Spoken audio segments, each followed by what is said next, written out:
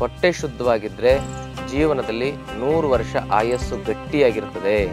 Pineal ಗ್ರಂಥಿ, pituitary ಗ್ರಂಥಿ, these are master glands ಅಂತ ಹೇಳ್ತಾರೆ. ಅವುಗಳು ಕ್ರಿಯಾಶೀಲವಾಯಿತು ಅಂತ ಹೇಳಿದ್ರೆ ನಮ್ಮ ಇಡೀ ಶರೀರದ ಎಂಡೋಕ್ರೈನ್ ಸಿಸ್ಟಮ್ ಕ್ರಿಯಾಶೀಲವಾಗುತ್ತೆ. ಮಲಬದ್ಧತೆ ಮತ್ತು ಶುಗರ್ ಸಮಸ್ಯೆಗೆ ಅಪಾನ ಮುದ್ರೆ, ಹಾಗೂ ಹೃದಯದ ಸಮಸ್ಯೆಗೆ ಹೃದಯದ ಮುದ್ರೆ. ಆದರೆ ಹೃದಯ ಸಮಸ್ಯೆ ಇರೋರು ಕಪಾಲಭಾತಿಯನ್ನು ಭಾಳ ನಿಧಾನವಾಗಿ ಮಾಡಬೇಕು. ನಾವು ಹುಟ್ಟೋದು ಆಸ್ಪತ್ರೆಯಲ್ಲಿ, ಸಾಯೋದು ಆಸ್ಪತ್ರೆಯಲ್ಲಾಗಿದೆ. ಹಾಗೆ ನೋವಿನಿಂದ ನರಳಿ ಹಾಸಿಗೆಯಲ್ಲಿ ಒದ್ದಾಡಿ ನಾವು ನರಕಯಾತನೆ ಅನುಭವಿಸಿ ಸಾಯಬಾರ್ದು ಅಂತ ಹೇಳಿದ್ರೆ ಪ್ರತಿನಿತ್ಯ ಪ್ರಾಣಾಯಾಮ ಮಾಡೋದು. ಹೀಗೆ ಕಪಾಲಭಾತಿ ಮಾಡಿ ನೋಡಿ, ನಿಮ್ಮ ಸಂಧಿವಾತ ಇರೋದಿಲ್ಲ, BP ಶುಗರ್ ಇರೋದಿಲ್ಲ, ಚರ್ಮ ರೋಗಗಳು ಬರೋದೇ ಇಲ್ಲ, ಹೃದಯದ ಸಮಸ್ಯೆ ಬರೋದಿಲ್ಲ, ಕಿಡ್ನಿ ಸಮಸ್ಯೆ ಬರೋದಿಲ್ಲ, ಯಾವುದೇ ರೋಗಗಳು ಬರೋದಿಲ್ಲ. ಯಾಕಂದರೆ ಇದು ಡಿಜನರೇಟಿವ್ ಆಗಿರುವ ಜೀವಕೋಶಗಳನ್ನು ರೀಜನರೇಟ್ ಮಾಡ್ತದೆ.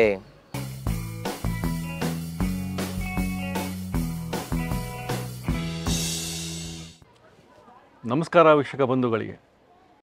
ಇವತ್ತು ರಾಮನವಮಿ. ಎಲ್ಲರಿಗೂ ರಾಮನವಮಿ ಹಬ್ಬದ ಶುಭಾಶಯಗಳು. ನಮ್ಮ ಮನೆ ರಸೂಡ ಚಾನಲಲ್ಲಿ ಹಲವಾರು ಬಗೆಯ ತಿಂಡಿ ತಿನಿಸುಗಳ ರೆಸಿಪಿಗಳನ್ನು ತೋರಿಸ್ತಾನೇ ಬರ್ತಾಯಿದ್ದೀವಿ. ನೀವು ಮನೆಯಲ್ಲಿ ಅಡುಗೆ ಮಾಡಿಕೊಂಡು ಅದರ ರುಚಿನ ಸವಿದು ಅದ್ರ ಬಗ್ಗೆ ಮಾಹಿತಿ ಕೊಡ್ತಾನೇ ಇದ್ದೀರಾ ಕಾಮೆಂಟ್ಸ್ ಮೂಲಕ. ಸೊ ಇದೆಲ್ಲ ಪ್ರಕ್ರಿಯೆಯಲ್ಲಿ ಅಂದರೆ ನಾವೆಲ್ಲ ಅಡುಗೆ ಮಾಡಿಕೊಂಡು ರುಚಿಯನ್ನು ಸವಿಯುತ್ತಾ ಹೋದಾಗ ಆರೋಗ್ಯದ ಬಗ್ಗೆ ಗಮನ ಕೊಡೋದು ಬಿಟ್ಬಿಡ್ತೀವಿ. ಹಾಗಾಗಿ ಆರೋಗ್ಯದ ಬಗ್ಗೆನೂ ನಾವು ಗಮನ ಕೊಡಬೇಕು. ಸೊ ಇವತ್ತು ನಮ್ಮ ಚಾನಲಲ್ಲಿ ಪ್ರಥಮ ಬಾರಿಗೆ ಗಂಗಾ ಯೋಗ ನಿಸರ್ಗ ಚಿಕಿತ್ಸೆಯ ಯೋಗ ಗುರು ವೈದ್ಯಶ್ರೀ ಚನ್ನಬಸವ ಸ್ವಾಮೀಜಿಯವರು ಯೋಗ ಮತ್ತು ಪ್ರಾಣಾಯಾಮ ಬಗ್ಗೆ ನಿಮ್ಮ ಚಾನಲಲ್ಲಿ ಹೇಳ್ತೀನಿ ಅಂತ ಮುಂದೆ ಬಂದಿದ್ದಾರೆ. ಅವರಿಗೆ ಧನ್ಯವಾದ ಅರ್ಪಿಸ್ತಾ ಇವತ್ತು ಯಾವ ಯೋಗ ಅಥವಾ ಪ್ರಾಣಾಯಾಮದ ಪ್ರಕ್ರಿಯೆ ನಮಗೆ ತೋರಿಸ್ತಾರೆ, ನಾವು ನೀವು ಸೇರಿ ನೋಡಿಬಿಡೋಣ. ಓಂ ಶ್ರೀ ಗುರು ಬಸವಲಿಂಗಾಯ ನಮಃ. ಓಂ ನಮಃ ಶಿವಾಯ. ಸರ್ವರಿಗೂ ಭಕ್ತಿಯ ಶರಣು ಶರಣಾರ್ಥಿ. ನಾನು ನಿಮ್ಮ ಯೋಗ ಗುರು ವೈದ್ಯಶ್ರೀ ಚನ್ನಬಸವಣ್ಣ, ಶ್ರೀಗಂಗಾ ಯೋಗ ನಿಸರ್ಗ ಚಿಕಿತ್ಸಾ ಹಾಗೂ ಆಯುರ್ವೇದ ಸಂಶೋಧನಾ ಕೇಂದ್ರ, ಆರೋಗ್ಯ ಮಹಾಮನೆ, ಬೆಂಗಳೂರು, ಹುಬ್ಬಳ್ಳಿ, ಧಾರವಾಡದ ಹತ್ತಿರ, ಮೂರಕಟ್ಟೆ. ತಮ್ಮೆಲ್ಲರಿಗೂ ಮನೆ ರಸದೂಟ ಕನ್ನಡ ಯೂಟ್ಯೂಬ್ ಚಾನಲ್ಗೆ ಭಕ್ತಿಯ ಸ್ವಾಗತ. ಇವತ್ತಿನ ಸಂಚಿಕೆಯಲ್ಲಿ ಪ್ರಾಣಾಯಾಮದಲ್ಲಿ ಅತ್ಯಂತ ಪ್ರಧಾನವಾಗಿರತಕ್ಕಂಥ ಬಹುಮುಖ್ಯವಾಗಿರ್ತಕ್ಕಂಥ ಪ್ರಾಣಾಯಾಮ, ಇದು ಷಟ್ಕ್ರಿಯೆಗಳಲ್ಲಿ ಬರ್ತಕ್ಕಂಥ ಒಂದು ಅದ್ಭುತವಾಗಿರ್ತಕ್ಕಂಥ ಪ್ರಕ್ರಿಯೆ. ಇದನ್ನು ಪ್ರಾಣಾಯಾಮ ಅಂತ ಹೇಳಿ ಗುರುತಿಸಲಾಗಿದೆ. ಈ ಕುರಿತಾಗಿರ್ತಕ್ಕಂಥ ಮಾಹಿತಿಗಳನ್ನು ನೋಡೋಣ. ಅದು ಯಾವುದು ಅಂತ ಹೇಳಿದರೆ ಕಪಾಲಭಾತಿ. ಈ ಕಪಾಲಭಾತಿ ಪ್ರಾಣಾಯಾಮದ ಪ್ರಯೋಜನಗಳನ್ನು ನಾವು ನೋಡಿದ್ರೆ, ನಾವು 100 ವರ್ಷ ಆರೋಗ್ಯವಾಗಿ ಸಂತೋಷವಾಗಿ ಬದುಕಬೇಕಂದ್ರೆ ಕಪಾಲಭಾತಿ ಪ್ರಾಣಾಯಾಮ ಮಾಡಿದರೆ ಸಾಕು ಅಂತ ಅನಿಸುತ್ತೆ. ಆತ್ಮೀಯರೇ, ಕಪಾಲಭಾತಿ ಅಂದ್ರೇನು ಮೊದಲು ತಿಳ್ಕೋಬೇಕು. ಕಪಾಲ ಅಂದರೆ ಮೆದುಳು, ಭಾತಿ ಅಂತ ಹೇಳಿದರೆ ಬೆಳಕು. ಕಪಾಲಭಾತಿ ಅಂತ ಹೇಳಿದರೆ ಮೆದುಳಿಗೆ ಬೆಳಕನ್ನು ಒದಗಿಸುವ ಇದು ಜ್ಞಾನದೀಪ ಅಂತ ಹೇಳ್ಬೋದು. ಬರೀ ಮೆದುಳಿಗಷ್ಟೇ ಇದು ಜ್ಞಾನದೀಪ ಅಲ್ಲ, ಶರೀರದ ಪ್ರತಿಯೊಂದು ಕೋಶಗಳನ್ನು ಕೂಡ ಪುನರ್ಚೇತನಗೊಳಿಸುವ ಒಂದು ಅದ್ಭುತವಾಗಿರ್ತಕ್ಕಂಥ ಯೋಗದ ಪ್ರಕ್ರಿಯೆ. ಹಾಗಿದ್ರೆ ಇದನ್ನು ಮಾಡೋದು ಹೇಗೆ ಅಂತಕ್ಕಂಥದ್ದನ್ನು ನಾವು ನೋಡ್ತಾ ಇದರ ವಿಶೇಷ ಲಾಭಗಳನ್ನು ಕೂಡ ತಿಳ್ಕೊಳ್ಳೋಣ. ನೇರವಾಗಿ ಕುತ್ಕೋಬೇಕು. ನಾನೀಗ ಕುಳಿತಿರ್ತಕ್ಕಂಥದ್ದು ಪದ್ಮಾಸನ. ನಿಮಗೆ ಯಾವ ಆಸನ ಸುಲಭ ಆಗುತ್ತೆ ಆ ಆಸನದಲ್ಲಿ ತಲೆ, ಕುತ್ತಿಗೆ, ಬೆನ್ನುಹುರಿಯನ್ನು ನೇರ ಮಾಡಿ ಕುತ್ಕೋಬೇಕು. ಪ್ರಾಣಾಯಾಮದ ಮೊದಲನೇ ಸೂಚನೆ ಇದು. ಪ್ರಾಣಾಯಾಮ ಮಾಡಬೇಕಂದ್ರೆ ನಾವು ಕುಳಿತುಕೊಳ್ಳುವ ವಿಧಾನ ಬಹಳ ಮುಖ್ಯ. ತಲೆ, ಕುತ್ತಿಗೆ, ಬೆನ್ನುಹುರಿ ನೇರವಾಗಿ ಕುಳಿತುಕೊಂಡಾಗ ನಮ್ಮ ಇಡೀ ಶರೀರದ ಎಲ್ಲ ಅಸಮತೋಲನಗಳು ಸಮತೋಲನ ಸ್ಥಿತಿಗೆ ಬರ್ತವೆ. ಹೀಗೆ ನೇರವಾಗಿ ಕುತ್ಕೊಂಡು ಅಭ್ಯಾಸ ಮಾಡೋದು. ಈ ಕಪಾಲಭಾತಿ ಮಾಡೋದು ಹೇಗೆ ಅಂದರೆ, ನಾವು ಮೂಗಿನಿಂದ ವೇಗವಾಗಿ ಉಸಿರನ್ನು ಹೊರಹಾಕ್ತೇವೆ. ಆ ಉಸಿರನ್ನ ಹೊರಹಾಕಿದಾಗ ಹೊಟ್ಟೆ ಒಳಗೆ ಹೋಗುತ್ತೆ. ಹೇಗೆ ಇದನ್ನು ಗಮನಿಸಿ.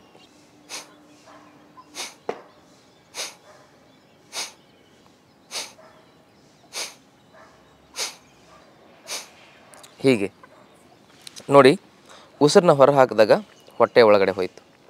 ಈ ಹೊಟ್ಟೆ ಒಳಗಡೆ ಹೋದಾಗ ಏನಾಗುತ್ತೆ ಅಂತ ಹೇಳಿದ್ರೆ, ಹೊಟ್ಟೆಯಲ್ಲಿ ಹಲವಾರು ಅಂಗಾಂಗಗಳಿದ್ದಾವೆ. ಆ ಅಂಗಾಂಗಗಳಿಗೆ ಕ್ರಿಯಾಶಕ್ತಿ ಸಿಗ್ತದೆ. ಅವು ಮುಖ್ಯವಾಗಿ ನಾವು ಅವುಗಳನ್ನು ಕ್ರಿಯಾ ಅಂಗಾಂಗಗಳೆಂದು ಕರೆಯಲಾಗ್ತದೆ. ಅಂದರೆ ನಮ್ಮ ಹೊಟ್ಟೆಯಲ್ಲಿರ್ತಕ್ಕಂಥ ಪ್ಯಾಂಕ್ರಿಯಾಸ್ ಗ್ರಂಥಿ ಆಗಿರ್ಬೋದು, ಆಮೇಲೆ ಪಿತ್ತಕೋಶ ಆಗಿರ್ಬೋದು, ಲಿವರ್ ಆಗಿರ್ಬೋದು, ಜಠರ ಆಗಿರ್ಬೋದು, ಕಿಡ್ನಿಗಳಾಗಿರ್ಬೋದು, ಸಣ್ಣ ಕರಳು, ದೊಡ್ಡ ಕರಳು, ಇವೆಲ್ಲ ಶರೀರದ ಕ್ರಿಯಾ ಅಂಗಾಂಗಗಳು. ಮುಖ್ಯವಾಗಿ ಇವುಗಳ ಕ್ರಿಯೆಗಳು ಇಲ್ಲ ಅಂದರೆ ನಾವು ಬದುಕಲಿಕ್ಕೆ ಆಗೋದಿಲ್ಲ. ಕಿಡ್ನಿಗೆ ಏನಾದರೂ ಆದರೆ ಹೆಂಗಾಗುತ್ತೆ? ಬದುಕಲಿಕ್ಕಾಗತ್ತಾ? ಸರಿಯಾಗಿ ಡೈಜೆಷನ್ ಆಗಲಿಲ್ಲ ಅಂತೇಳಿದರೆ ಬದುಕಲಿಕ್ಕಾಗ್ತದಾ? ಹಾಗೆಯೇ ಲಿವರಿಗೆ ತೊಂದರೆ ಆದರೆ ಏನು ಮಾಡಲಿಕ್ಕಾಗ್ತದೆ? ಇವೆಲ್ಲವುಗಳು ನಮ್ಮ ಜೀರ್ಣಾಂಗ ವ್ಯವಸ್ಥೆಯನ್ನು ಹಾಗೂ ಶರೀರ ಶುದ್ಧೀಕರಣವನ್ನು ಮಾಡುವ ಮುಖ್ಯವಾಗಿರ್ತಕ್ಕಂಥ ಕಾರ್ಯ ಅಂಗಾಂಗಗಳು. ಇವುಗಳನ್ನು ಕ್ರಿಯಾಶೀಲಗೊಳಿಸ್ಕೊಂಡಾಗ ಮನುಷ್ಯನಿಗೆ ಯಾವ ಸಮಸ್ಯೆಗಳು ಬರೋದಿಲ್ಲ. ಹೊಟ್ಟೆ ಶುದ್ಧವಾಗಿದ್ದರೆ ಜೀವನದಲ್ಲಿ 100 ವರ್ಷ ಆಯಸ್ಸು ಗಟ್ಟಿಯಾಗಿರ್ತದೆ. ಎಲ್ಲ ರೋಗಗಳು ಉತ್ಪತ್ತಿಯಾಗೋದು ಹೊಟ್ಟೆಯಿಂದನೇ. ಅದಕ್ಕೆ ಈ ಹೊಟ್ಟೆಯ ಕ್ರಿಯಾ ಅಂಗಾಂಗಗಳನ್ನು ಶುದ್ಧೀಕರಣಗೊಳಿಸಿ ಅವುಗಳನ್ನು ಪುನರ್ಚೇತನಗೊಳಿಸುವ ಶಕ್ತಿ ಕಪಾಲಭಾತಿಗಿದೆ.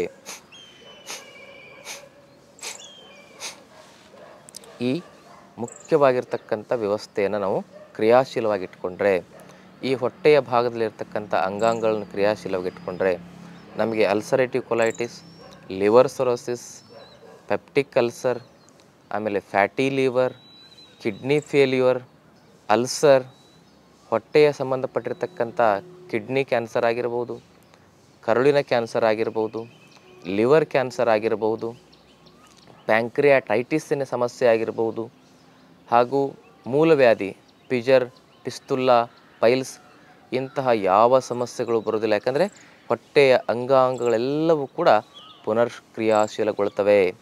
ಅಲ್ಲಿ ಏನಾದರೂ ಅಸಮತೋಲನ ಇದ್ದರೆ, ಆ ಜೀವಕೋಶಗಳು ಡಿಜನರೇಷನ್ ಆಗ್ತಾ ಇದ್ದರೆ ಅವು ರೀಜನರೇಷನ್ ಆಗ್ತವೆ. Liver cell, kidney cell, intestine cell, pancreas cell, gall bladder cell, ಎಲ್ಲ ಅಂಗಾಂಗಗಳು ಸೆಲ್ಗಳಿಂದ ರಚನೆಯಾಗಿರ್ತಕ್ಕಂಥದ್ದು. ನಮ್ಮ ಶರೀರ ಸಂಪೂರ್ಣವಾಗಿ ಸೆಲ್ಗಳಿಂದ ರಚನೆಯಾಗಿದೆ. ಆ ಸೆಲ್ಸ್ಗಳನ್ನು, ಟಿಶ್ಯೂಗಳನ್ನು, ಆರ್ಗನ್ಸ್ಗಳನ್ನು ಸಂಪೂರ್ಣವಾಗಿ ಕ್ರಿಯಾಶೀಲಗೊಳಿಸುವ ಒಂದು ಅದ್ಭುತವಾಗಿರ್ತಕ್ಕಂಥ ಒಂದು ಪ್ರಾಣಾಯಾಮವೇ ಕಪಾಲಭಾತಿ ಪ್ರಾಣಾಯಾಮ. ಈಗ ಹೊಟ್ಟೆ ಇದಾಯಿತು, ಮತ್ತು ಕಪಾಲಭಾತಿ ನಾವು ಮಾಡಬೇಕಾದ್ರೆ ಏನಾಗ್ತದೆ? ನಮ್ಮ ಶ್ವಾಸ ಒಂದು ವೇಗವಾಗಿ ಹೊರಗಡೆ ಹೋಗ್ತಾ ಇರ್ತದೆ. ಇಲ್ಲಿ ನೋಡಿ, ಹಿಂಗೆ ಹೊಟ್ಟೆ ಒಳಗಡೆ ಹೋದಾಗ ನಮ್ಮ ಈ ಡಯಾಫ್ರಾಮ್ಗಳಂತೇನಿರ್ತಾವಲ್ಲ, ಆ ಡಯಾಫ್ರಾಮ್ಗಳು ಮೇಲೆ ಹಿಂಗೆ ಬರ್ತವೆ. ಈ ಹೊಟ್ಟೆ ಒಳಗೆ ಹೋದಾಗ ಡಯಾಫ್ರಾಮ್ ಏನಾಗ್ತದೆ? ಮೇಲೆ ಬರ್ತದೆ. One of the chief organ of our respiratory system is a diaphragm. Diaphragm ಅಂದರೆ ಕನ್ನಡದಲ್ಲಿ ಒಪ್ಪೆ ಅಂತಾರೆ. ಅದು ಶ್ವಾಸಕೋಶದ ಕೆಳಭಾಗದಲ್ಲಿ ಇರ್ತದೆ. ಇದು ಹೇಗಿರ್ತದೆ ಅಂದರೆ ಈ ಕೆಳಮುಖವಾಗಿರ್ತದೆ. ಉಸಿರು ಬಿಟ್ಟಾಗ ಹಿಂಗೆ ಮಾಡ್ತದೆ. ಇದು ಮೇಲೆ ಯಾವಾಗ ಒತ್ತದೆ? ಶ್ವಾಸಕೋಶದ ಕೆಳಭಾಗದಲ್ಲಿರುವ ಅಲ್ಯೂಲಾಯ್ಸ್ಗಳು, ಶ್ವಾಸಕೋಶದ ಕೆಳಭಾಗದಲ್ಲಿ ಏನಿದ್ದಾವೆ? ಅಲ್ಯೂಲಾಯ್ಸ್ಗಳಿದ್ದಾವೆ. ಅದನ್ನು ಕನ್ನಡದಲ್ಲಿ ಹೇಳಬೇಕಂದ್ರೆ ಗಾಳಿ ಚೀಲಗಳು. 7 ಕೋಟಿಗೂ ಅಧಿಕವಾಗಿ ಗಾಳಿ ಚೀಲಗಳು ಶ್ವಾಸಕೋಶದಲ್ಲಿ ಇರ್ತವೆ. ಅಲ್ಲಿನೇ ಏನಾಗುತ್ತೆ ಅಂದರೆ ಕಾರ್ಬನ್ ಡೈಆಕ್ಸೈಡ್ ಏನಾಗ್ತದೆ? ಎಕ್ಸ್ಚೇಂಜ್ ಆಗಿ ಆಕ್ಸಿಜನ್ನಿಂದ ನಮ್ಮ ರಕ್ತ ಶುದ್ಧೀಕರಣವಾಗಿ ಆ ಆಕ್ಸಿಜನೇಟೆಡ್ ಬ್ಲಡ್ ಏನಾಗುತ್ತೆ? ನಮ್ಮ ಹಾರ್ಟಿಗೆ ಹೋಗ್ತದೆ. ಹಾಗೂ ಇಡೀ ಶರೀರದಲ್ಲಿ ಪ್ರಾಣವಾಯುವಿನ ಪ್ರಸಾರ ಆಗ್ತದೆ. ಒಂದು ನಮ್ಮ ಶ್ವಾಸವನ್ನು ಶುದ್ಧೀಕರಣ ಮಾಡಿ ಆಮ್ಲಜನಕವನ್ನು ಇಡೀ ಶರೀರಕ್ಕೆ ಕೊಡ್ತಕ್ಕಂಥ ಒಂದು ಪ್ರಮುಖವಾಗಿರ್ತಕ್ಕಂಥ ಶ್ವಾಸಕೋಶದ ಆ ಸೆಲ್ಸ್ಗಳು ಅಂತ ಹೇಳಿದ್ರೆ ಅವುಗಳಿಗೆ ಅಲ್ಯೂಲಾಯ್ಸ್ಗಳು ಅಂತ ಹೇಳ್ತಾರೆ. ಈಗ ನಮಗೆ ಯಾಕೆ ಆಯಸ್ಸು ಕಮ್ಮಿ ಆಗ್ತಾಯಿದೆ ಅಂದರೆ ಶ್ವಾಸಕೋಶ ಶುದ್ಧವಾಗಿಲ್ಲ.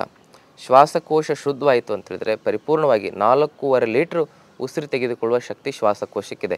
ನಾವು ಒಂದು ಸರಿ ಉಸಿರು ತೆಗೆದುಕೊಂಡಾಗ 4.5 ಲೀಟ್ರ್ ತೆಗೆದುಕೊಳ್ತಾ ಇದ್ದಾವ? ಇಲ್ಲ. 1 ಲೀಟ್ರು ಕೂಡ ಸರಿಯಾಗಿ ತೆಗೆದುಕೊಳ್ತಾ ಇಲ್ಲ ನಾವು. ಅದಕ್ಕೆ ನಮಗೆ ಆಯಸ್ಸು ಕಮ್ಮಿ ಆಗ್ತಾಯಿದೆ. ಹಾಗಾಗಿ ಶ್ವಾಸಕೋಶವನ್ನು ಸ್ವಚ್ಛಗೊಳಿಸೋದು ಹೇಗೆ? ಶ್ವಾಸಕೋಶಕ್ಕೆ ಕೈ ಹಾಕಿ ಸ್ವಚ್ಛ ಮಾಡಲಿಕ್ಕೆ ಆಗೋದಿಲ್ಲ. ಪ್ರಾಣಾಯಾಮದ ಮೂಲಕನೇ ಶ್ವಾಸಕೋಶವನ್ನು ಸ್ವಚ್ಛಗೊಳಿಸೋದು. ಈ ಕಪಾಲಭಾತಿ ಪ್ರಾಣಾಯಾಮ ಮಾಡೋದ್ರಿಂದ ಶ್ವಾಸಕೋಶದ ಕೆಳಭಾಗದಲ್ಲಿ ತುಂಬ ಬ್ಲಾಕೇಜಸ್ಗಳಿರ್ತವೆ. ಅಲ್ಲಿರ್ತಕ್ಕಂಥ ಅಲ್ಯೂಲೈಸ್ಗಳನ್ನು ಕ್ಲೀನ್ ಮಾಡಿ ಮತ್ತು ಅದರ ಜೊತೆಗೆ ನಮ್ಮ ಶ್ವಾಸಕೋಶದ ಒಳಗಿರೋ ಬ್ರಾಂಚಸ್ ಮತ್ತು ಬ್ರಾಂಕ್ಯೂಲ್ಸ್ಗಳನ್ನು ಕ್ಲೀನ್ ಮಾಡುವ ಅದ್ಭುತವಾಗಿರ್ತಕ್ಕಂಥ ಪ್ರಾಣಾಯಾಮವೇ ಕಪಾಲಭಾತಿ.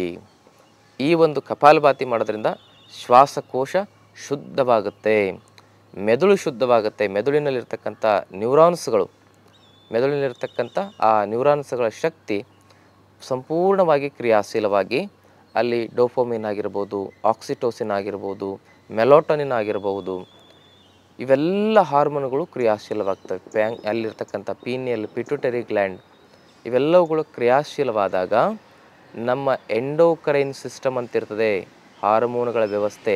ಆ ಹಾರ್ಮೋನುಗಳ ವ್ಯವಸ್ಥೆಯಲ್ಲಿ ಬ್ಯಾಲೆನ್ಸ್ ಬರ್ತದೆ.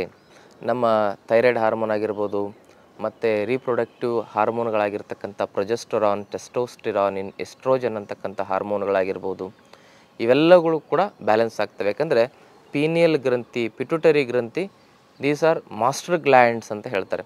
ಅವುಗಳು ಕ್ರಿಯಾಶೀಲವಾಯಿತು ಅಂತೇಳಿದರೆ ನಮ್ಮ ಇಡೀ ಶರೀರದ ಎಂಡೋಕ್ರೈನ್ ಸಿಸ್ಟಮ್ ಕ್ರಿಯಾಶೀಲವಾಗುತ್ತೆ. ಆವಾಗ ನಮಗೆ ಥೈರಾಯ್ಡ್ ಆಗಲಿ, ಮತ್ತು ಮೇಲ್ ಇನ್ಫರ್ಟಿಲಿಟಿ, ಫೀಮೇಲ್ ಇನ್ಫರ್ಟಿಲಿಟಿ ಅಂದರೆ ಗಂಡು ಮಕ್ಕಳಿಗೆ ಹೆಣ್ಣು ಮಕ್ಕಳಿಗೆ ಮಕ್ಕಳಾಗದೇ ಇರತಕ್ಕಂಥ ಸಮಸ್ಯೆಗಳು ಬರೋದಾಗಲಿ, ಹಾಗೂ ಡಯಾಬಿಟಿಸಿನ ಸಮಸ್ಯೆ ಆಗಲಿ, ಯಾಕಂದರೆ ಇನ್ಸುಲಿನ್ ಕೂಡ ಒಂದು ಹಾರ್ಮೋನೇ. ಇವುಗಳನ್ನು ಬ್ಯಾಲೆನ್ಸ್ ಮಾಡುವ ಶಕ್ತಿ ಕಪಾಲಭಾತಿಗಿದೆ. ನೋಡಿ, ಹಿಂಗೆ ಮಾಡ್ತಾ ಹೋದರೆ ತನ್ನಿಂತಾನೇ ಪ್ಯಾಂಕ್ರಿಯಾಸ್ ಕ್ರಿಯಾಶೀಲ ಆಗುತ್ತೆ. ಹೀಗೆ ಕಪಾಲಭಾತಿ ಮಾಡೋ ಸಂದರ್ಭದಲ್ಲಿ ಹಲವಾರು ಕಾಯಿಲೆಗಳಿಗೆ ಬೇರೆ ಬೇರೆ ವಿಭಿನ್ನ ಮುದ್ರೆಗಳಿದ್ದಾವೆ.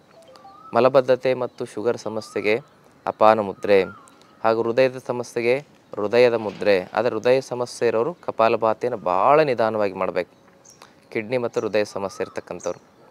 ಆಮೇಲೆ ಕಿಡ್ನಿ ಸಮಸ್ಯೆಗೆ ವರ್ಣ ಮುದ್ರೆ, ನರಗಳ ದೌರ್ಬಲ್ಯತೆಗೆ ಪ್ರಾಣ ಮುದ್ರೆ, ಹಾಗೂ ಥೈರಾಯ್ಡ್ ಸಮಸ್ಯೆಗೆ ಶಂಖ ಮುದ್ರೆ. ಹೀಗೆ ವಿಭಿನ್ನ ಪ್ರಕಾರದ ಮುದ್ರೆಗಳು ಬರ್ತವೆ.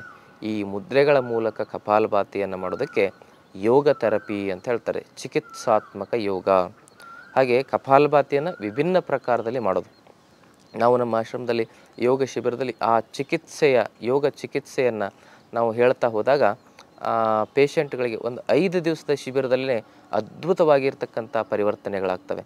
ಯಾಕಂದರೆ ಯೋಗ ಅಂದರೆ ಹೊರಗಿನಿಂದ ಔಷಧಿ ತಗೊಳ್ಳೋದಲ್ಲ, ದೇಹದ ಒಳಗಡೆನೇ ಔಷಧಿಗಳನ್ನ ಸೃಷ್ಟಿ ಮಾಡೋದು.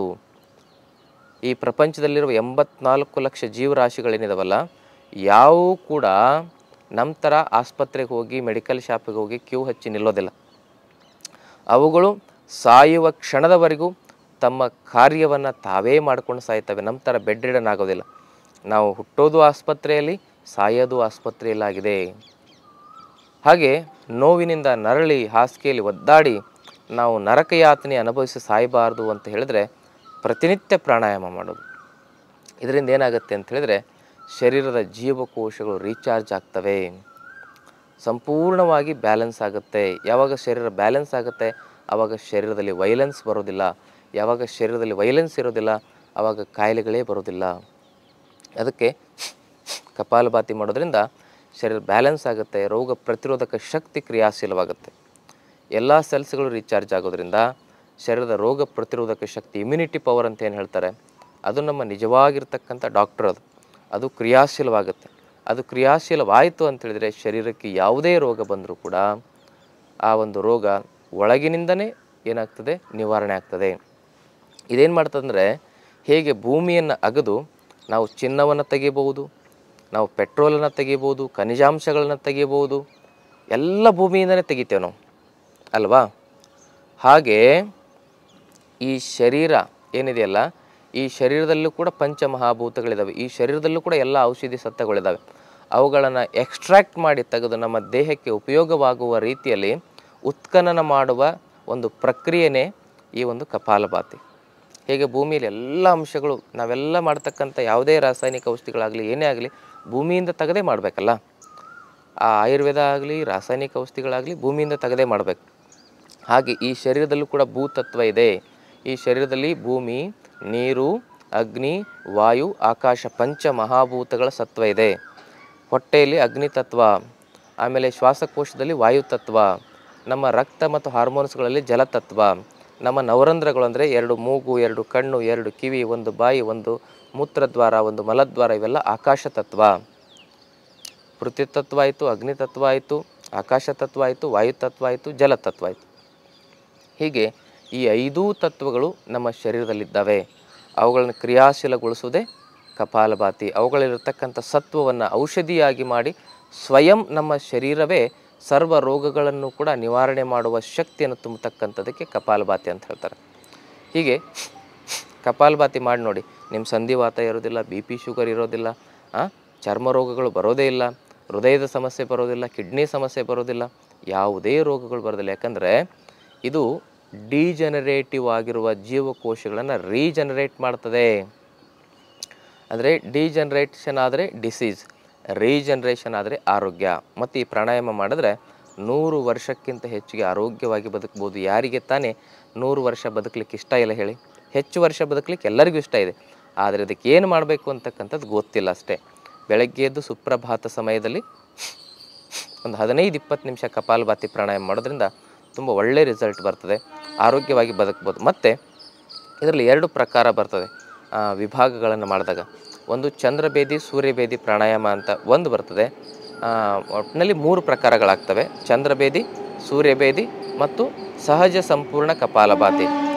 ಚಂದ್ರಭೇದಿ ಕಪಾಲಭಾತಿ ಅಂತ ಹೇಳಿದರೆ ಎಡಗಡೆಯಿಂದ ಶ್ವಾಸವನ್ನು ಬಿಡೋದು.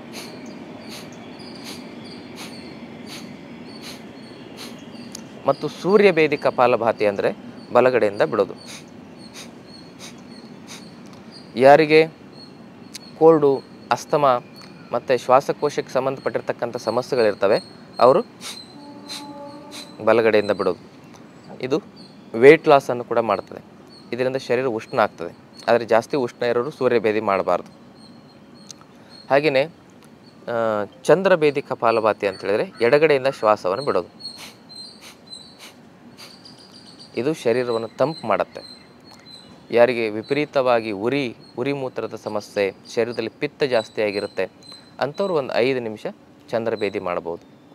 ಆ ಚಂದ್ರಭೇದಿ ಸೂರ್ಯಭೇದಿ ಆ ಅಭ್ಯಾಸದ ನಂತರ ನೀವು 2 ಕಡೆಯಿಂದ ಕಪಾಲಭಾತಿಯ ಅಭ್ಯಾಸ ಮಾಡ್ಬೋದು. 2 ಕಡೆಯಿಂದ ಅಭ್ಯಾಸ ಮಾಡೋದು ಯಾರು ಬೇಕಾದರೂ ಮಾಡ್ಬೋದು. ಚಂದ್ರಭೇದಿ ಮತ್ತು ಸೂರ್ಯಭೇದಿ ಪ್ರಾಣಾಯಾಮವನ್ನು ಯೋಗ ಗುರುಗಳ ಮಾರ್ಗದರ್ಶನದಲ್ಲಿ ನಿಮ್ಮ ಶರೀರದಲ್ಲಿ ಯಾವ ಪ್ರಕೃತಿ ಇದೆ ಅಂತಕ್ಕಂಥದ್ದು ಅವ್ರಿಗೆ ಗಮನಿಸಲಿಕ್ಕೆ ತಿಳಿದಿರಬೇಕು. ಯಾಕಂದರೆ ಪ್ರಾಣಾಯಾಮ ಕಲಿಸ್ಬೇಕಂದ್ರೆ ಶರೀರ ರಚನಾಶಾಸ್ತ್ರ, ಶರೀರ ಕ್ರಿಯಾಶಾಸ್ತ್ರ ಗೊತ್ತಿರಬೇಕು. ಭಾಳ ಜನ ಪ್ರಾಣಾಯಾಮಗಳನ್ನ ತಪ್ಪು ಕಲಿಸಿ ಭಾಳ ತೊಂದರೆಗೆ ಒಳಪಡಿಸ್ತಾರೆ. ಅವರ ಪ್ರಾಣಾಯಾಮದ ವಿಧಿಯನ್ನು ಸರಿಯಾಗಿ ಕಲಿದೇ ಇದ್ದ ವ್ಯಕ್ತಿಗಳು ನಮ್ಮ ಆಶ್ರಮದಲ್ಲಿ ಹಲವಾರು ಜನರನ್ನು ನೋಡಿದ್ದೇವೆ. ಯಾಕಂದರೆ ಪ್ರಾಣಾಯಾಮ ಸರಿಯಾಗಿ ಮಾಡಿದರೆ ಪ್ರಾಣಾಯಾಮ, ಸರಿ ತಪ್ಪಿದರೆ ಅದು ಪ್ರಾಣಕ್ಕೆ ಯಮ ಆಗ್ತದೆ.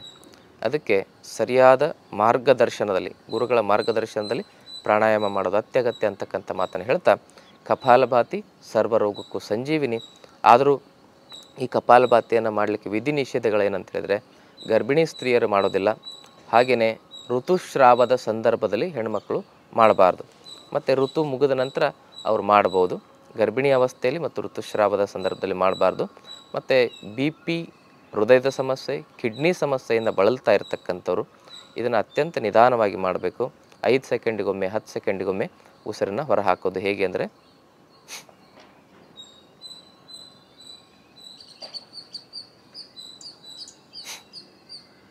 ಹೀಗೆ. ಅವರು ಇಂತಹ ಸಮಸ್ಯೆಯಿಂದ ಬಳಲ್ತಾ ಇರೋರು ಒಂದು ಬಾರಿ ಯೋಗದ ಒಂದು ಮಾರ್ಗದರ್ಶಕರ ಹತ್ರ ಮಾರ್ಗದರ್ಶನವನ್ನು ಪಡೆಯೋದು ಅಗತ್ಯತೆ ಇದೆ ಅಂತಕ್ಕಂಥ ಮಾತನ್ನು ಹೇಳ್ತಾ ಇವತ್ತಿನ ಸಂಚಿಕೆಯನ್ನು ಮುಗಿಸ್ತಾ ಇದ್ದೀನಿ. ಈ ಮಾಹಿತಿ ಇಷ್ಟ ಆದರೆ ತಮ್ಮ ಬಂಧು ಮಿತ್ರರೊಂದಿಗೆ ಶೇರ್ ಮಾಡ್ಕೊಳ್ಳಿ ಅಂತಕ್ಕಂಥ ಮಾತನ್ನು ಹೇಳ್ತಾ, ತಾವಿನ್ನೂ ನಮ್ಮ ಚಾನಲ್ನ ಸಬ್ಸ್ಕ್ರೈಬ್ ಮಾಡ್ಕೊಂಡಿಲ್ಲ ಅಂದರೆ ದಯವಿಟ್ಟು ಸಬ್ಸ್ಕ್ರೈಬ್ ಮಾಡ್ಕೊಳ್ಳಿ. ತಮ್ಮೆಲ್ಲರಿಗೂ ಭಕ್ತಿಯ ಶರಣಾರ್ಥಿ.